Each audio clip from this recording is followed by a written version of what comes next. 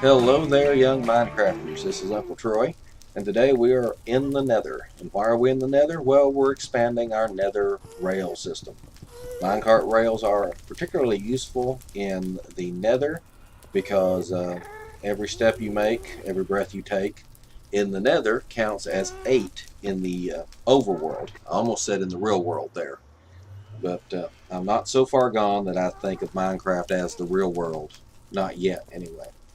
And it looks like one of my lights has gone out here. We can fix that once the lag quits. But because every step you take in the Nether takes you 8 steps in the overworld, it's good for a rapid transit system. In fact, we're going to expand right now. We're going to move into the an area where we will create chunks during the 1.8 update, and I'm naming this section of the rail after Tyken132. Tyken does a Let's Play and tutorials and some multiplayer stuff on his channel, Tyken123, or 132 rather.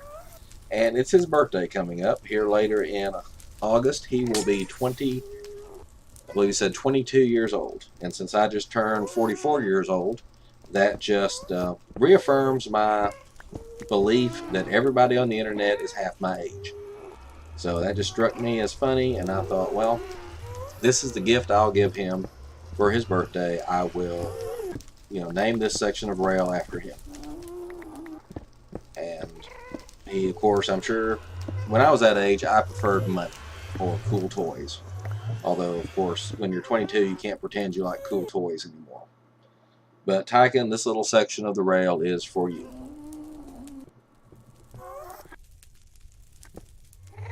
Now, I know the preferred way to put down these rails is to, put 3 or 4 at the beginning to get you up to full speed, and then you just need one every, I think, 28 or 32 or something spaces after that. But me, I prefer starting with just one and then putting a booster track every 16 or so. You slowly get up to speed, and that way I can keep track more easily of how many rails I put down. And I like to make me a little light every so often using the Netherrack's property of never burning out. And that way I don't have to waste torches. Plus it looks spookier. And let's see. No, I thought I had brought some buttons along with me, but apparently I didn't. So I can't test this just yet, but let's just go back to digging.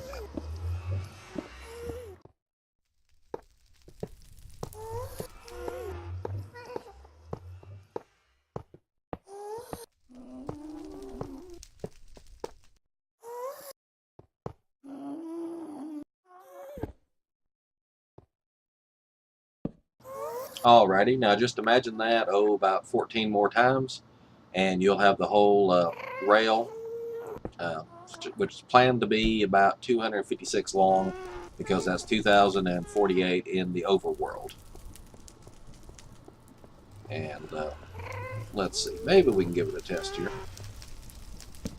We can use a lever that will activate the thing. I prefer the button because it's momentary contact, and you don't have to try to flip the lever twice, which I failed to do then. But as you can see, you start off slow and then build up some.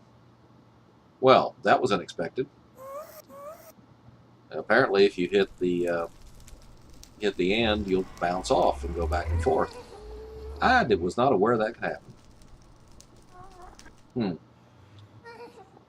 I now have some ideas for some new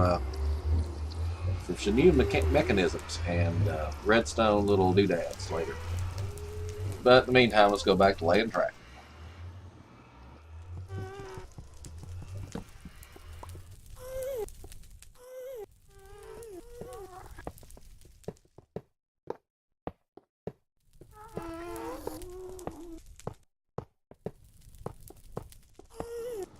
And that, I believe, brings us to about the halfway point in this build.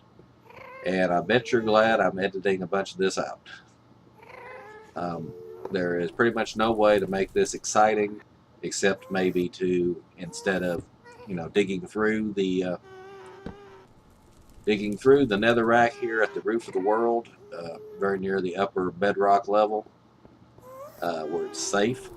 I could be digging down like near lava level, and you can see me falling into lava every so often, and that would be very exciting. But it would also be very difficult for me to build this rail.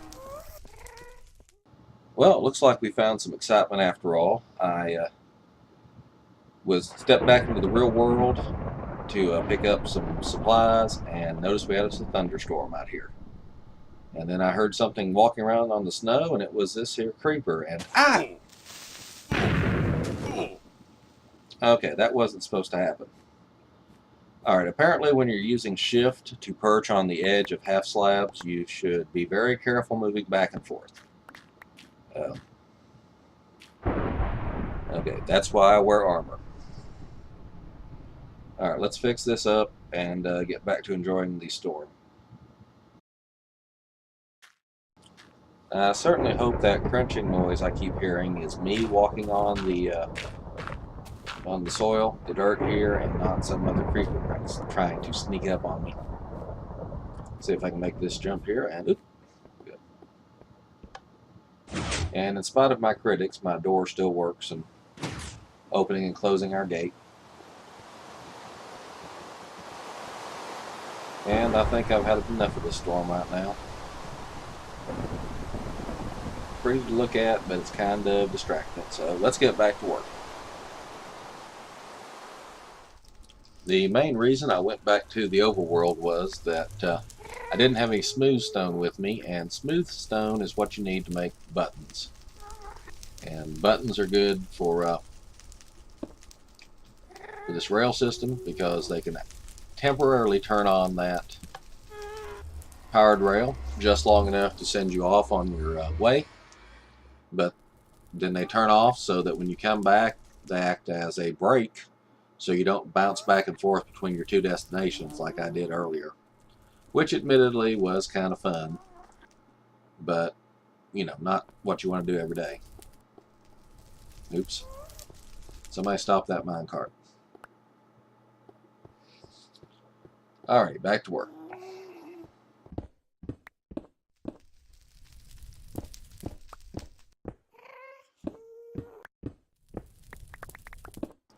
Okay, so I was testing the rail and bounced off one of our little friendly pigmen here. Zombie pigmen. And now I'm trying to figure out how to keep them off the rails. I'm pretty sure they didn't spawn on the rails. They probably spawned in this big open area and then wandered off in there. I don't know how to keep them out, short of covering the whole area in here in half slabs or something, which would probably not look very well. I may have to do something involving cactus. We'll see. And now for the exciting conclusion, we lay the last section of track and set up the, I don't know what you call it, base on this end. Minecart station, whatever. But this is where we'll be getting off. We'll use our standard method of stopping the cart, which is a couple of pieces of cobble with a button on it. I actually went and found smooth stone one time, and but you can't see the button on the smooth stone. So now let's open this out a little and show you what I mean by making a little minecart station.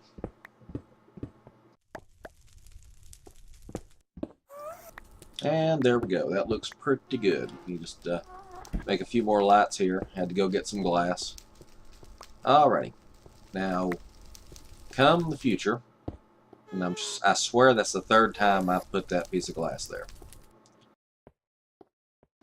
But come the future, when the 1.8 update comes out and is fairly stable, we can just ride the rail to the... ow. I'm not supposed to be good. Well, this isn't good. My minecart has wandered off. I don't think I've ever seen that happen before. But then I don't think I've ever put two two rails back to back like this, separated by a single piece of cobble. And the cart seems to be quite happy down there. It does not want to come out at all. Okay, there's more than one way to skin a cat.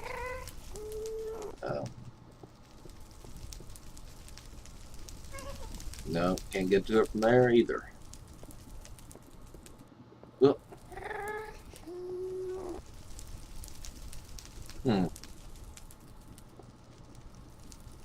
Alrighty, well, I didn't carry around this diamond pick for nothing. Okay, that's got that solved. Alright, let's ride out here and see how long this takes us. It shouldn't take us very long. I mean, I know it seems like forever, especially with me here trying to talk and fill the space. But I put the boosters every 16 rails so that it slowly speeds us up and then keeps us at maximum speed. I know I could do the same thing with about 3 powered rails to begin with, and then one every 30 or 40 rails, but I just like this. It's something I came up with on my own, and I just like it. And it doesn't seem to take much time at all, and here we are. Come on, come on. Let's go through these rendering errors, and ta-da, here we are. And I went ahead and brought, where is it? Yeah, I brought a chest so we could store some extra minecarts down here. And right over here, I think it is where we're going to build our new portal. Build portal, portal, here when 1.8 is stable. Adventure! Okay, so all we have to do when the update comes out is to ride the rail. 256 spaces here in the Nether, which will be 2,048 in the Overworld. And then just wait for the new adventure chunks to be generated and see the new terrain and the new monsters, and just generally have a grand old time. I can hardly wait. Alright folks, this is Uncle Troy signing off. Please have a good night.